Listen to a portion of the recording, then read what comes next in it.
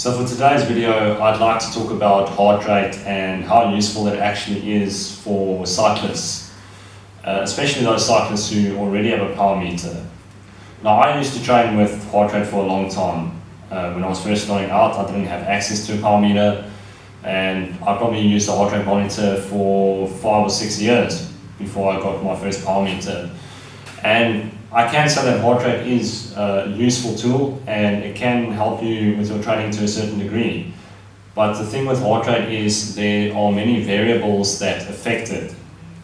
It can be things like fatigue that will make your heart rate much lower than it would usually be. So let's say you have a hard training week, you have a block where you just do lots of intervals, lots of volume, and then the next week when you do the same intensity, you can find that your heart rate will be 20 to 30 beats lower than it would be otherwise if you were fresh and recovered. So that's probably the number one factor that will influence your heart rate.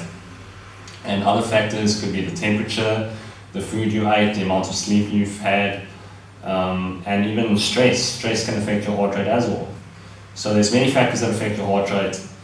So this is why I don't find that heart rate is a very reliable tool to use in your training. Take for example Chris Froome at the Volta of 2011. He was doing a time trial for 1 hour, and due to the fatigue of the event that he accumulated over 2 weeks, his heart rate was only 148 beats per minute. Chris Froome has a max heart rate of around 190 beats per minute, so we can safely say that's about 80% of his max heart rate. And whereas normally if you're doing a full gas time trial, it's your heart rate is about 92% of your max, 92 to 94%. So obviously you can see that fatigue has a big impact on your heart rate.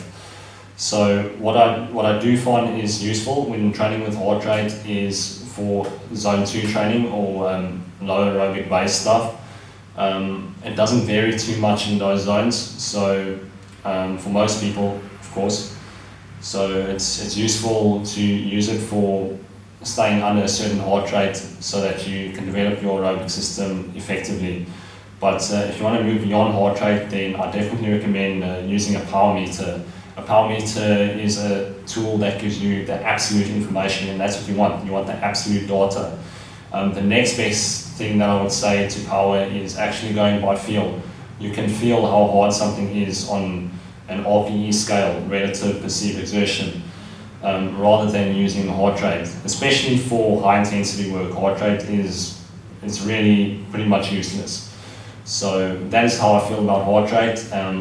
You can combine heart rate with power if you want. So you can create a heart rate ceiling and a power ceiling, but overall heart rate doesn't really mean much. So when you're going full gas, rather focus on the power number.